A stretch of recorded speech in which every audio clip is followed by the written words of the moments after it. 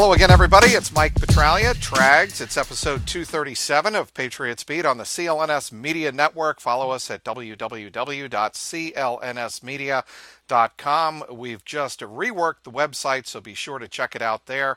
Follow us on Twitter at CLNS Media. And for all Patriots and NFL-centric news, you can follow us at Patriots CLNS. Also, be sure to give us a follow on Facebook at facebook.com/CLNS Media. That time of year, it is free agent frenzy. And here to break it all down as the Patriots have some late-breaking news.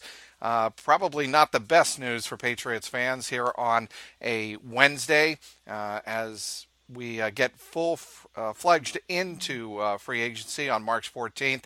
It is Kevin Duffy of Maths Live breaking it all down. First of all, let's get right to it, Kevin. The loss of Nate Solder to the New York Giants, 4 years, $62 million, as reported by several people, including Jeff Howe. And kind of the stunner of it all is how much is guaranteed, $35 million. Look, I think everybody wanted Nate Solder, who will turn 30 years old on April 12th, to stay in New England. He's a great, humanitarian story with everything he's been through. But the Patriots, I don't think, are about to match $35 million guaranteed to Nate Solder, right? Yeah, it's just, I think, it's interesting because the Giants actually don't have really much more cap space than the Patriots do. They have less. I believe they went into today with $19 million in cap space. So they're basically using, a significant chunk on that to sign Solder. The Pats are sitting at $21 million right now. I think that they would have, it's what you said, they would have liked to have him back, but they got to have a number for everybody. And if what it would have cost to re-sign Solder would have derailed their plans elsewhere, they, I guess, decided it wasn't worth it to do. And my first thought on the Solder thing was it was just a good play by him and his agents to get to free agency. Actually, it's the first time in his career he hasn't extended with the Patriots and he's become an unrestricted free agent.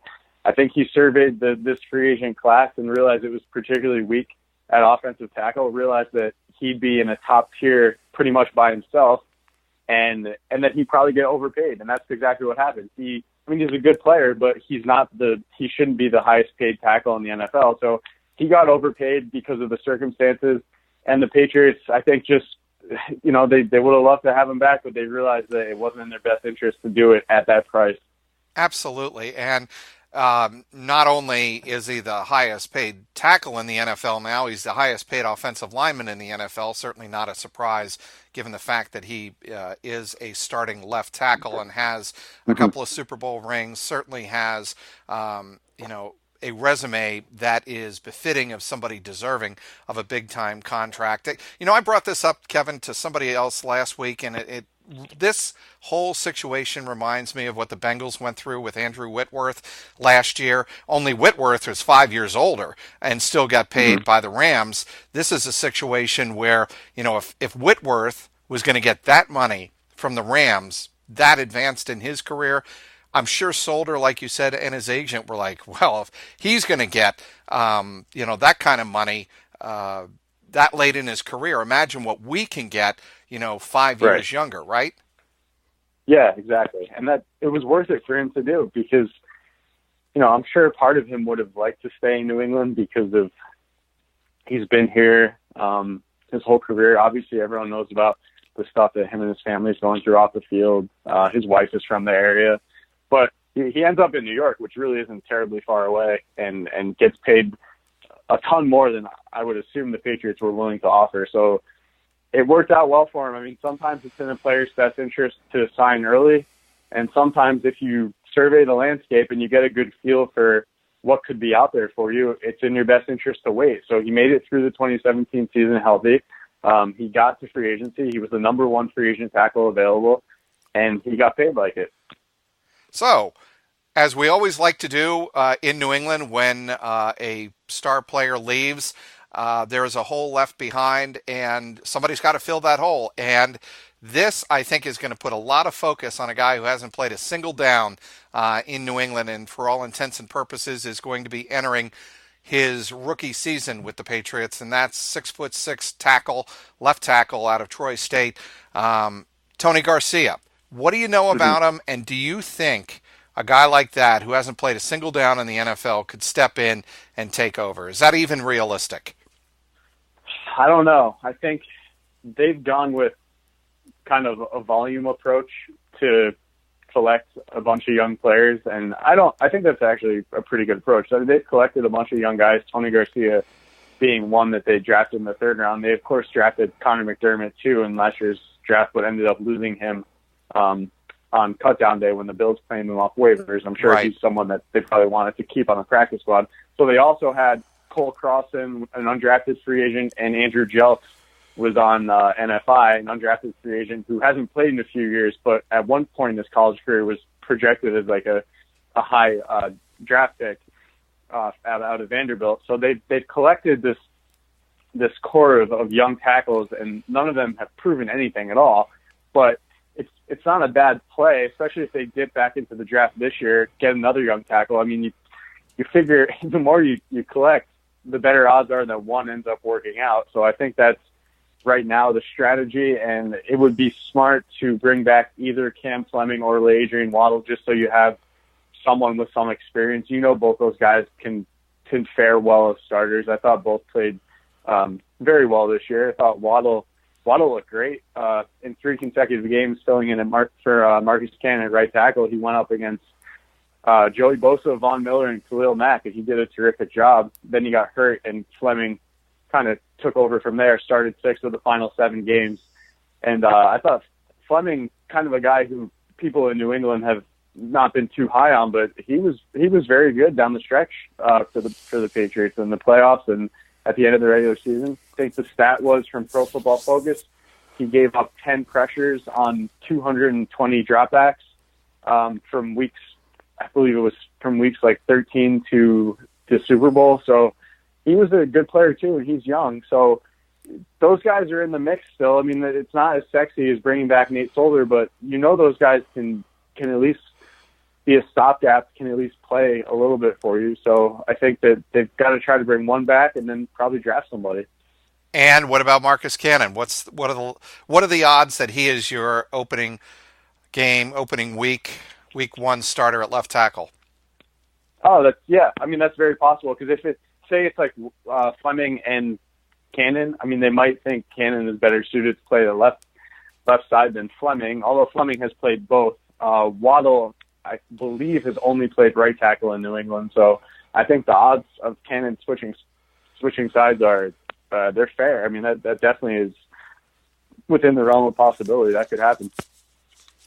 Now, as we take a look at some of the other free agents that have left New England, before we go any further, I want to get to Danny Amendola and his departure to the Miami Dolphins, what he got in terms of money.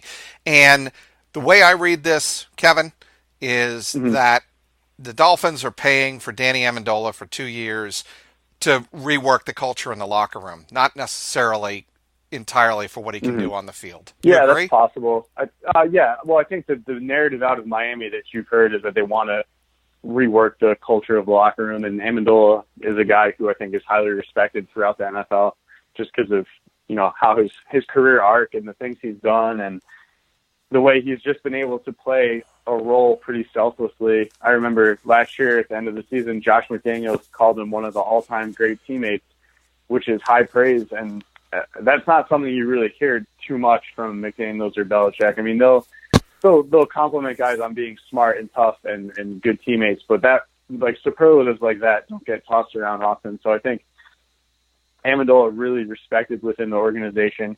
And also Miami lost. They traded away Jarvis Landry, so they do have a hole at slot receiver. And I think, you could look at what Amendola did in the playoffs, and I'm sure some teams figured, like, this guy only made $1.5 million last year. I know he's getting up there, but he was the best player on the field at times for the Patriots in the playoffs last season. So teams probably looked at it and said, why don't we try something with this guy or with a guy similar to this?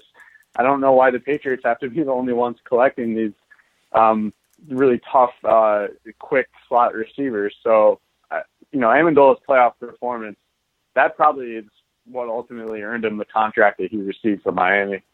Well, and you think about that, and a lot has been written and said in the last 24 hours since he agreed to terms with the Dolphins that it's 2 years, 12 million with with 8.25 million guaranteed. So it's not that much. 2 years, 12 million. Yeah. But that $8.2 million guaranteed is more than he has made in the last 3 years with the Patriots. That's a stunning number, right? Oh yeah, definitely. And that's, I mean, you're right. It's not like outrageously high, but it's actually similar to what Wes Welker signed in Denver when he left in 2013. I think it's the exact same figure, two for 12, and the $8 million guaranteed that's probably just more than the Patriots were willing to go. I'm sure if they wanted to bring him back, they probably figured because of his age and in his injury history that they could probably get him back at like 1 year, $3 million, something in that range, and maybe he'd play one more year for the Pats and then retire. But there clearly was a market out there for him that the Patriots were not willing to go near, and that's what happens. I mean, I don't think you can blame Amendola. He's taking pay cuts to stay here. He had his original contract, which was a big one, reworked too many times to count. And, he's at the tail end of his career, and he wants to make as much money as he can.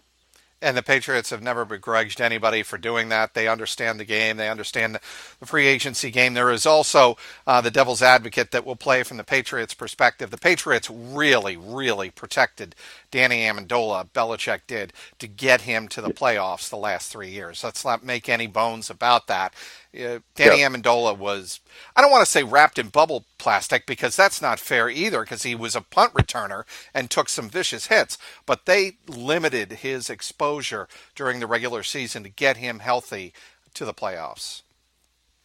Yeah, and they had to last year because they didn't have Edelman. So I think that they've always wanted to, I shouldn't say wanted, they've always needed to have one of those guys healthy. So with Edelman out for this season, I think last year they had to be particularly cautious with Amendola, and the approach paid off. Last year, that 3-game stretch in the playoffs was probably the best 3-game stretch he's had in his career. Statistically, it was at least. And, given some of the plays he made against Jacksonville in the AFC title game, and he had 152 yards in the Super Bowl, he was playing as well as ever at age 32 last season. So the approach from the Patriots side worked out. I just don't know how Amendola felt about it. I think when you have a guy who's as competitive as he is, he probably wanted to be on the field a little bit more, and he's going to get that chance in Miami. And as people always say during the playoffs, when somebody is a pending free agent and he does particularly well, like playoff Dola did for the Patriots, he's earning a lot of money in free agency, and it turned out that was worth $8.25 million guaranteed, 2 years, $12 million that Danny Amendola signed on Tuesday, agreeing to become a free agent wide receiver for the Miami Dolphins. Speaking with Kevin Duffy, outstanding Patriots and NFL beat reporter for MassLive.com. Want to tell you about a whole food protein bar called RX Bar. What does that mean? Their bars are made with 100% whole ingredients. They want to be transparent and upfront with their customers, which is why they always label the core ingredients, egg whites, dates, and nuts, on the front of their package, and the ingredients that make up the texture and taste on the back. That would be 100% real chocolate, coconut, and other pure ingredients. Beyond being a go-to snack that checks off a number of nutritional boxes, RX bars actually taste delicious. Just ask my daughters, who are big fans before they go out to their high school sporting events. They don't need the fillers, the additives, the chemicals, or added sugar. RX bars' core ingredients do all the talking. It's simply like eating 3 egg whites, 2 dates, and 6 almonds. RX bars are great for a number of occasions: breakfast on the go, snack at the office, throw in your bag for the airplane, toss in your backpack for a bike ride or a hike, or pre or post-workout snack. Go to rxbar.com/CLNS and enter the promo code CLNS at checkout for 25% off your first order and free shipping. Again, rxbar.com/CLNS. Speaking with Kevin Duffy of MassLive.com, in this rapid-fire segment of Patriots Beat, I want to get to Malcolm Butler and what the Patriots have to do.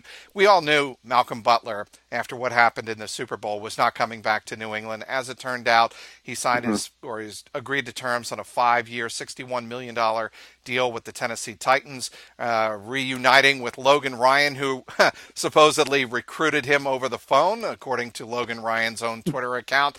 And Dion Lewis headed to Tennessee. What do you make of those two moves, Kevin? Yeah, I think Butler was expected. No one, that was just after the Super Bowl. There was just no way he was going to come back. Although I was told that his reps actually did have a conversation with the Patriots after the Super Bowl, and I don't think it really got anywhere. But I was told both sides left the door open, depending on what happened. But the Butler had a very strong market, and I don't think the Patriots were willing to pay anywhere near what he ended up getting. Lewis was a tougher call because I felt there was a chance he would come back. The Pats didn't really express any interest in extending him throughout the season. They'd never had a conversation with his reps about that. But during the NFL Combine, Bill Belichick called Dion Lewis, and they had a long convo, and Belichick expressed desire to bring Lewis back to New England. So I thought Dion Lewis's camp felt that the Patriots were going to be in the mix, but as it all unfolded in the final few days, the Pats really, I was led to believe, did not make a very strong push.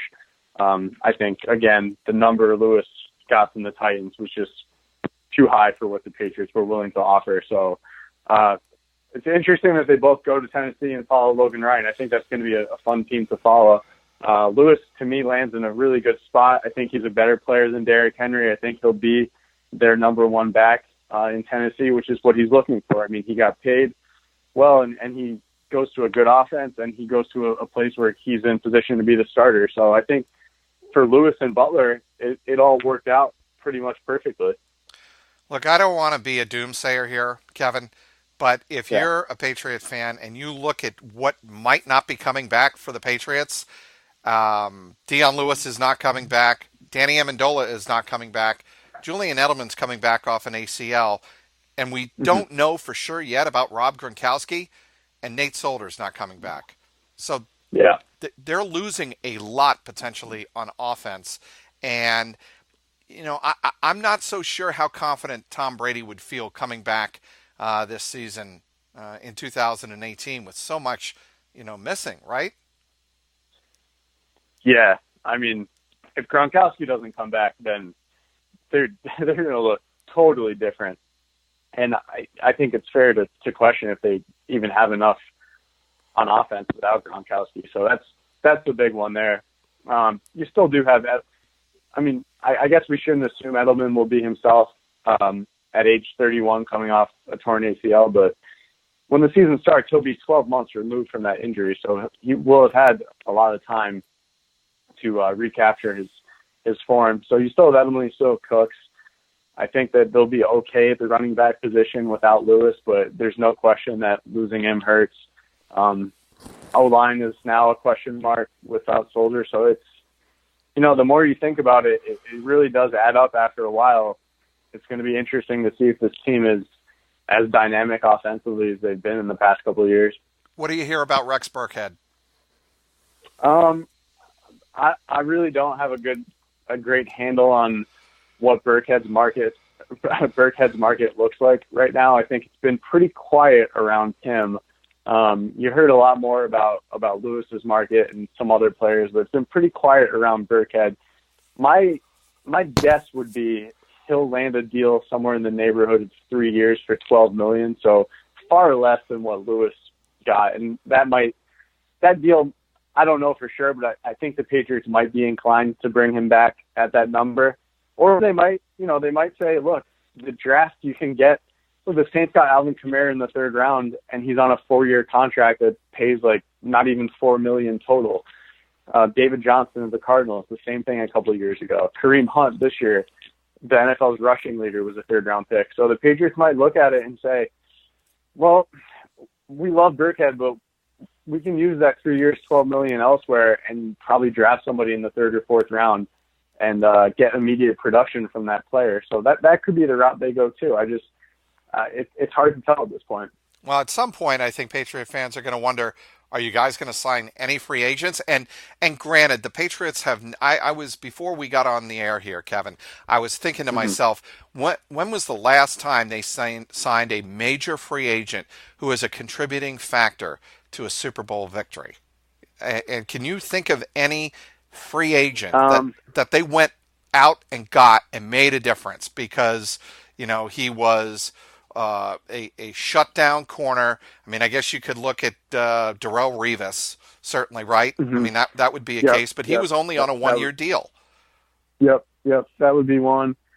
A major free agent signing. Gilmore was good last year. They didn't win the Super Bowl if they got there, and Gilmore started out about as poorly as you could, but I thought he was the best corner and one of their best players on defense by season's end. So I think that signing in the long run will look pretty solid for them. And then you go back a few years, like it wasn't a major signing, but getting Jabal Sheard for 2 years, $11 million, that was a good contract. And that's, to me, the kind of thing they're looking for this year, because they don't have a ton of money to spend. They can't splurge and sign another Stephon Gilmore. They just don't have that cap space.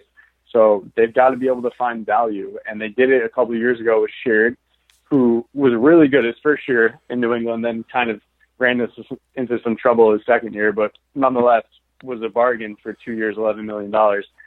That's the kind of thing they got to look for right now. And there's a lot of the big names have come off the board, but we're technically free agency as we record this hasn't even started yet. It's not 4 p.m. on Wednesday. So there's still players out there. They just need to find, they need to wait and find those values and hope to piece together some parts on defense with some of those contracts. Is this your busiest time of year, Kevin? Maybe. I don't know. It's the season's a grind. Like, how it is. Yeah, I do. Yeah, you know how it is. The season's definitely a grind, and then you kind of on mini vacation for about a month because the Pats are always playing deep into the playoffs until late January, early February. And then these couple of days they're just crazy because you never really can predict what happens. That's the wild thing. I think everyone would have said that Nate Solder had a good chance of being back. I think everyone was stunned by Danny Amendola leaving for Miami. Last year it was even more stunning when they signed Gilmore and traded for Brandon Cook. So it's just that's why it's so wild, because you make your plans and you try to talk to as many people as possible and try to get a good handle on what's going on, but it never works out the way you think it's going to, and you kind of just have to just react as it happens to stuff that you might not have seen coming. How can people follow you, Kevin, both online at masslive.com and on Twitter? Online, masslive.com/Patriots, all my Patriot stories, all content and video there. And then on Twitter, I'm at Kevin R. Duffy. So I usually tweet all the links to my stories and then add whatever commentary I deem necessary. And you always are, I think, very intelligent in your observations and Twitter analysis. Thank you, Trags. You as well, man. Well, we try, Kevin, don't we? It's a very fast-spinning NFL world out there, especially during free agency. Want to thank Kevin Duffy for joining me on this episode 237 of the Patriots Beat. Be sure to get daily team updates on the Patriots Newsfeed podcast, available now on the CLNS Media New England Patriots postgame show feed. It's available on iTunes, Stitcher, YouTube, and the CLNS Media mobile app. Thanks again for downloading today's Patriots Beat. Want to once again thank our guest, Kevin Duffy from masslive.com. Give us a follow at CLNS Media. You can also follow us at Patriots CLNS. Give my own personal account a follow at Trags, Trags. Today's sponsor, RX Bar. For Patriots content manager Mike Alonji, CLNS media executive producer Larry H. Russell, and the founder of the network, Nick Gelso. Thanks to everyone who tuned in. This is Mike Petralia, and this is the Patriots Beat podcast, powered by CLNS Media. What's going on, Pass Nation? This is Marvin Zahn of the CLNS Media Network, and I'm here to tell you right now to check out the CLNS Media New England Patriots postgame show hosted by myself and my co-host, Mr. Mike Nice. And live on CLNS Radio immediately after every single Pats game. Call in at 929-477-2386 toll free to get your voice heard and contribute to the host breakdown and analysis of the latest Patriots contest. We also got the stars and sorries of the day, Twitter posts for the plays of the game, and everything else that is going on with the 5-time Super Bowl champions. Subscribe to CLNS Media New England Patriots postgame show on iTunes and Stitcher, and the best way, download the free CLNS Media Network mobile app for on-demand listening anytime, any place, anywhere.